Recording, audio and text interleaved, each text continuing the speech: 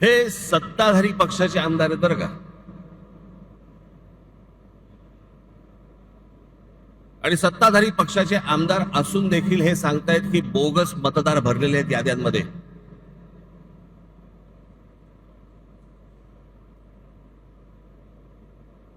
भैया कोणत्या निवडणुका लागतात, कोणत्या चालू आहेत आपल्याकडे निवडणुका? हे गेल्या 10-12 वर्षामध्ये 15 वर्षामध्येच का प्रश्न पडले?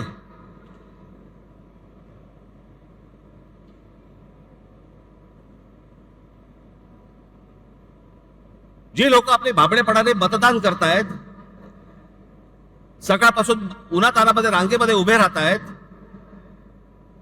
त्यांच्या मताला जर काही किंमत नसेल आणि अशाच प्रकारे जर समजा तुम्हाला आकडेवारी जुळवून जर समजा सत्ता मिळवायची असेल, कशासाठी निवडणुका करायच्यात?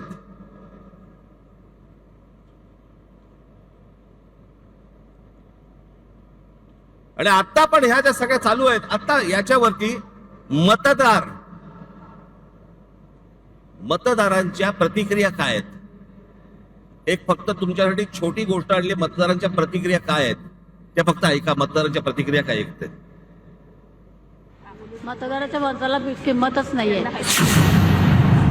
पण सर्वसामान्य शून्य माणसाला, शिकलेल्या माणसाला फार प्रॉब्लेम पडतो. प्रामाणिकपणात नाही येत ना, तो गेला ना आपलं काय मुळे त्याचं नाही काय. जे पहिलं डुप्लिकेट मतदान आहे डबल, ते पहिलं बंद झालं पाहिजे. मग बॅलेट पेपरवर घेतला कशावर घ्या, ते दोन्ही ठिकाणी मतदान करणारच, ते त्याच्यावर कंट्रोल आणला पाहिजे, मग बॅलेट पेपरवर आलं पाहिजे. प्रत्येक वेळेला त्यांनी स्ट्रॅटेजी चेंज करतात. या वेळेला मशीनद्वारे काम केलं त्यांनी, पुढच्या वेळेला त्यांनी दुसऱ्या पद्धतीने म्हणजे मतदार वाढवून कसे आणले. कारण निवडणूक आयोगाचा प्रमुख जो आहे तोच हे काम करतोय. बाहेरच्या राज्यात देशात ना बॅलेट पेपरवर आहे, मग ते कसं होतं, ते इलेक्ट्रॉनिकला पुढे गेलेत लोक, मग ते करतात, मग आपल्याकडे का नाही होत?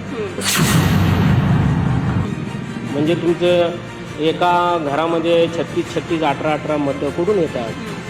तर बॅलेट पेपरवर घ्या ना, व्यवस्थित होईल ना. बॅलेट पेपरवर घेतल्यानंतर कसं आहे, थोडक्यात ते पारदर्शक निवडणुका होतील असं मला वाटतं. आणि ती विरोधकाची मागणी अगदी योग्यच आहे आणि जनतेने, मतदारांनी पण त्या विरोधकांना साथ दिली पाहिजे असं मला वाटतं. ईव्हीएमचा लोकांवरचा विश्वास राहिलेला नाही. त्या दिवशी इलेक्शनचा रिझल्ट लागला त्यावेळी लिटरली मुंबईमध्ये सन्नाटा होता की कोणी या इलेक्शनचा रिझल्ट एक्सपेक्टच केला नव्हता. आणि हे फक्त मॅनिप्युलेशन्स करूनच पॉसिबल झालेलं आहे. मला वाटतं की पहिले जो काही घोळ आहे मतदार यादीत, तो सगळा घोळ निस्तरून त्याच्यानंतर भले 1 वर्ष लागलं तरी चालेल, पण सगळ्या मतदार याद्या क्लिअर करूनच नंतरच इलेक्शन झालं पाहिजे.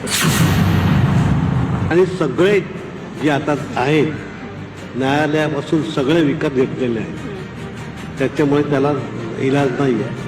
कारण आता फक्त जो जमाना होता, आता माझा वय 77 आहे, जो जमाना आमच्या होता आता माझ्या आता फक्त चोरी आणि सगळ्यांनी निष्ठा विकलेली. बॅलेट पेपरवरती मी सांगितलं की नाही, बॅलेट पेपरवरतीच हवं तरच हा घोळ शकतो, नाही तर शक्य नाही.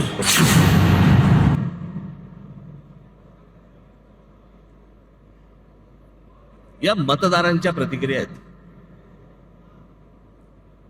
हे सगळं कशासाठी सुरू आहे? केंद्रातही आम्हीच पाहिजे, राज्यातही आम्हीच पाहिजे, महानगरपालिकेतही आम्हीच पाहिजे, जिल्हा परिषदमध्ये आम्हीच पाहिजे. हा संपूर्ण महाराष्ट्र, ही महाराष्ट्रामधली सगळी शहरं ही अदानी अंबानीला आंदण म्हणून द्यायची आहेत. आता isakal.com आहे देशातील नंबर 1 ची मराठी न्यूज वेबसाईट. प्रत्येक अपडेटसाठी isakal.com ला नक्की भेट द्या.